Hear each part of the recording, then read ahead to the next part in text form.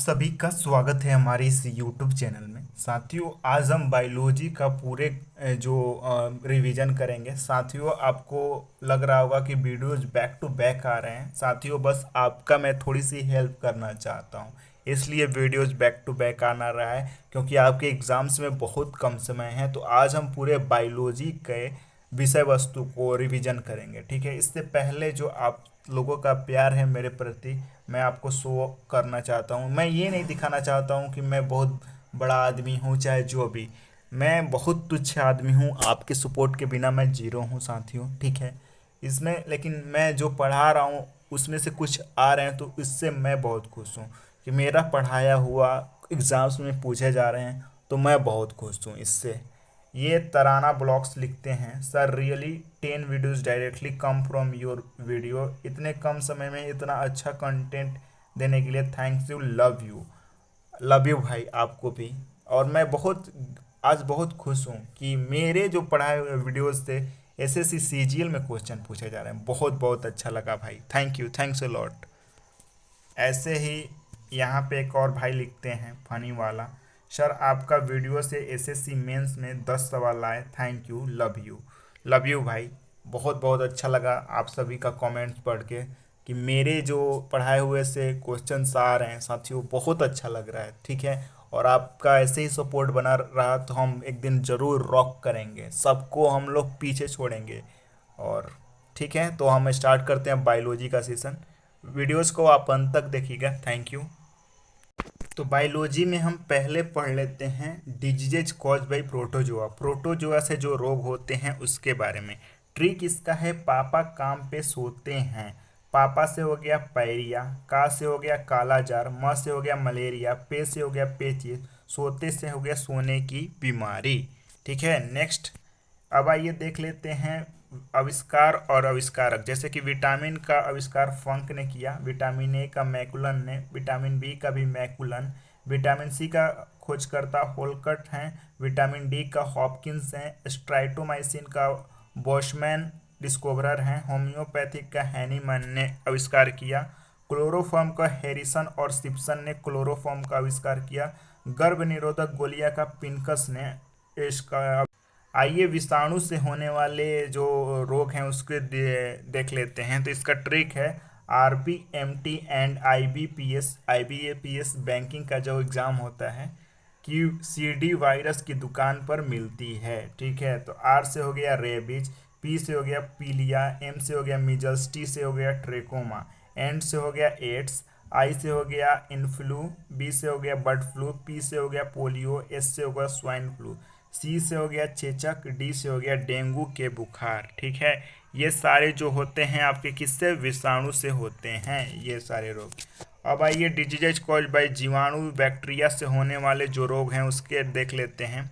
इसका ट्रिक है, पंडित का टिक न्यू है। प से हो गया प्लेग, डी से हो गया डिप्थेरिया, त से हो गया टाइफाइड, का से हो गया होपिंग कफ, टी से हो गया टेटनस, का से हो गया लेप्रोसी, न्यू से हो गया न्यूमोनिया, है से हो गया हैजा रोग। ठीक है साथियों, अब आइए हम देख लेते हैं अपने विज्ञान के जीव विज्ञान वाले।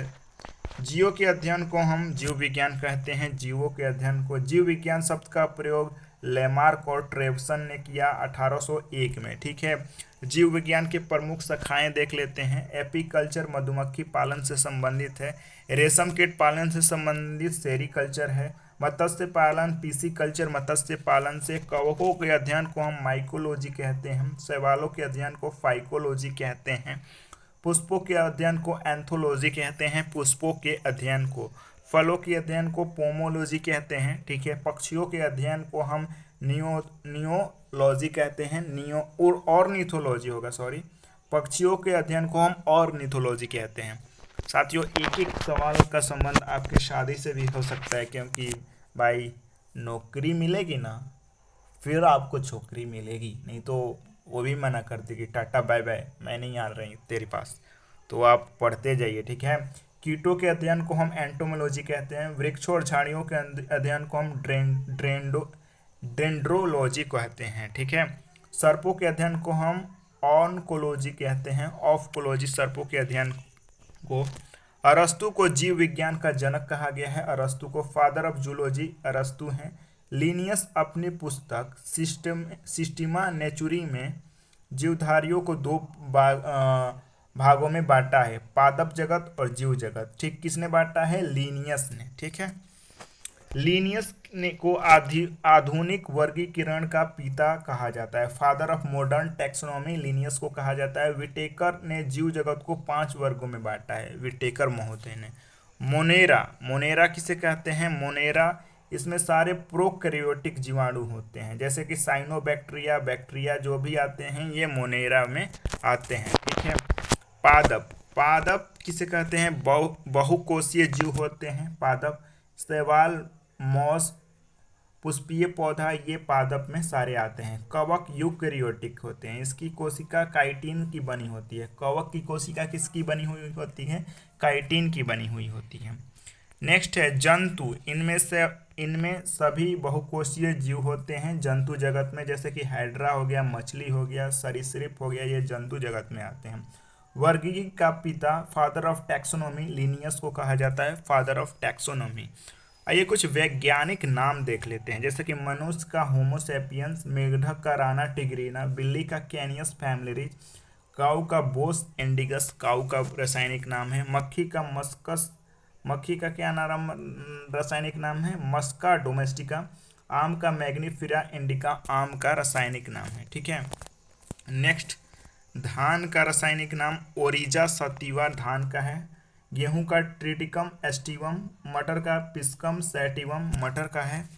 चना का साइसर एरिटिनियम, सरसों का ब्रासिका कैम्पेटेरिस सरसों का है। जीव द्रव का नाम पुरकेंजे ने 1839 में जीव द्रव का नाम दिया। ठीक है, कोशिका द्रव केंद्र और कोशिका झिल्ली के बीच में कोशिका द्रव होती है। कोशिका द्रव केंद्र और कोशिका झिल्ली के बीच में होती है। ठीक है साथियों, जीव द्रव का 80% भाग जल से बना होता है। आइए अब कोशिका सेल्स के बारे में पढ़ लेते हैं। कोशिका के अध्ययन को हम साइटोलॉजी कहते हैं। कोशिका शब्द का प्रयोग रॉबर्ट ह्यूक ने 1665 ईस्वी में किया। ठीक है, सबसे छोटी कोशिका माइकोप्लाज्मा गैलेक्टिसेप्टिकम, ये सबसे छोटी कोशिका है। ठीक है, सबसे लंबी कोशिका तंत्रिका कोशिका होता है, सबसे लंबी कोशिका। सबसे बड़ी कोशिका ऑस्ट्रिच के एग में होते हैं सबसे बड़ी कोशिका। कोशिका सिद्धांत का प्रतिपादन 1838 और 39 में स्लाइडर और स्वान ने किया था। प्रोकैरियोटिक कोशिका, इन कोशिकाओं में हिस्टीन प्रोटीन नहीं होता है, यानी कि प्रोकैरियोटिक जो भी होते हैं कोशिका उसमें प्रोटीन नहीं होते हैं, जिसके कारण क्रोमैटिन नहीं बन पाता। ठीक है, केवल डीएनए गुणसूत्र के रूप में पाए जाते हैं प्रोकैरियोटिक, जैसे कि नीलहरित शैवाल में पाए जाते हैं प्रोकैरियोटिक। यूकैरियोटिक कोशिका, इन कोशिकाओं में हिस्टीन प्रोटीन और डीएनए होता है। यूकैरियोटिक में कौन कौन से होते हैं? हिस्टीन होता है, प्रोटीन होता है और डीएनए होता है। कोशिका भित्ति सेलुलोज का बना हुआ होता है। कोशिका भित्ति, cell wall is made of cellulose. ठीक है, कोशिका झिल्ली का काम अंदर और बाहर अंदर और बाहर जो भी चीजें आते हैं उसको नियंत्रण कौन करता है? कोशिका झिल्ली। तारका यानी कि सेंट्रोसोम का खोज किसने किया था? तो बोबेरी ने सेंट्रोसोम का खोज किया था। ठीक है, राइबोसोम मोस्ट इंपॉर्टेंट है। राइबोसोम खोज इसका पलाडे ने किया था। इसका काम है प्रोटीन संश्लेषण करता है राइबोसोम। लाइजोसोम, इसका प्रयोग पाचन में होता है। इसका खोज दुबे ने किया था। दुबे DUBE होता है, वो दुबे नहीं होता है, दुबे जी वाला। लाइसोसोम को आत्मघात की हम थैली कहते हैं। ठीक है, सुसाइडल बैग कहते हैं। प्लास्टिड केवल पादप कोशिका में पाए जाते हैं। प्लास्टिड कौन से कोशिका में? पादप कोशिका में। क्लोरोप्लास्ट को कोशिका की रसोई गृह कहते हैं। किचन ऑफ द सेल किसे कहते हैं? क्लोरोप्लास्ट को। इसमें हरा रंग का पिगमेंट होता है। क्लोरोप्लास्ट के कारण पत्तियों में हरा रंग होता है और पत्तियां प्रकाश संश्लेषण करती हैं क्लोरोप्लास्ट के कारण। ठीक है, टमाटर में लाइकोपीन पाया जाता है। ठीक है, लाइकोपीन। ल्यूकोप्लास्ट पौधों के भोजन को संरक्षण करता है। ल्यूकोप्लास्ट। माइटोकॉन्ड्रिया, इसका आविष्कार अल्टमैन ने 1886 में किया। माइटोकॉन्ड्रिया के द्वारा संश्लेषित क्रिया होती है। इसे power house of the cell भी कहते हैं माइटोकॉन्ड्रिया को। नेक्स्ट है गोल्गी बॉडी, इसका आविष्कार कैमिलो गोल्गी ने किया। इसका कार्य पौधे में भोजन को संरक्षण करने और भोजन की प्रतिक्रियात्मक करना, जैसे कि गाजर में कैरोटीन होता है, ये गोल्गी बॉडी के कारण। पादप कोशिका बड़े आकार की होती है, जबकि एनिमल कोशिका छोटे आकार की होती है। पादप कोशिका यानी कि प्लांट्स जो सेल होते हैं बड़े सेल होते हैं, एनिमल सेल होते हैं छोटे होते हैं। पादप कोशिका में कोशिका झिल्ली मौजूद होती है, यानी कि प्लांट सेल में कोशिका झिल्ली होती है, लेकिन जंतु कोशिका में कोशिका झिल्ली नहीं होती है, ठीक है, सेल वॉल नहीं पाए जाते हैं। जीन्स डीएनए का बना होता है। जीन्स किसका बना हुआ होता है? डीएनए का। गुणसूत्र डीएनए और प्रोटीन का बना होता है। गुणसूत्र डीएनए एंड प्रोटीन का बना होता है। गुणसूत्र विभिन्न जीवों में विभिन्न प्रकार के होते हैं, जैसे कि कबूतर में गुणसूत्रों की संख्या 80 होती है। चिंपैंजी में कितनी होती है? 48 होती है गुणसूत्रों की संख्या। चूहे में 44, मेढक में 26, घरेलू मक्खी में 12, कुत्ते में 78, आलू में गुणसूत्रों की संख्या कितनी होती है? 40। टमाटर में गुणसूत्रों की संख्या 24 होती है। मच्छर में गुणसूत्रों की संख्या 6 होती है। घोड़ों में 64 होती है। आदमी में 23 पेयर्स होते हैं और 46 गुणसूत्र होते हैं। मटर में गुणसूत्रों की संख्या 14 होती है। केंद्रक डीएनए और प्रोटीन का बना होता है। केंद्रक कोशिका विभाजन को सर्वप्रथम 1855 में विर्चाउ ने बताया था, कोशिका विभाजन के बारे में। जीवाणु नील हरित शैवाल जीवाणु नील हरित शैवाल, इसमें अमीबा तथा प्रोटोजोआ असूत्री विभाजन यानी कि एमोटिस डिवीजन होता है। जीन शब्द का प्रथम उच्चारण जोहानस ने किया था। जीन शब्द का प्रथम प्रसारण अनुवांशिकी का जनक ग्रेंगर मेंडल को कहा जाता है। अनुवांशिकी का जनक, अनुवांशिकी संबंधित प्रयोग मेंडल ने मटर पे किया था, ठीक है। बैक्टीरिया का खोज लुवेनहॉक ने किया था। अनुवांशिकी में पुरुष जिम्मेदार होते हैं। अनुवांशिकी में ब्रेड बनाने में राइजोपस कवक का यूज होता है। ब्रेड बनाने में नग्न बीज ऐसे पौधे होते हैं जो वृक्ष और झाड़ियों के रूप में होते हैं। सबसे छोटा अनावृत पौधा जामिया है, ठीक है।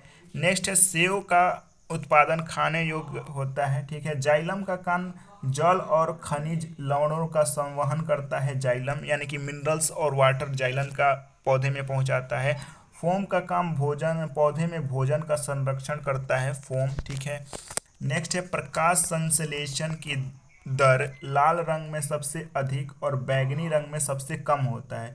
फलों को पकाने में एथिलीन का प्रयोग किया जाता है। ऑक्सिन हार्मोन पौधे में वृद्धि को नियंत्रित करता है, ऑक्सिन हार्मोन, ठीक है।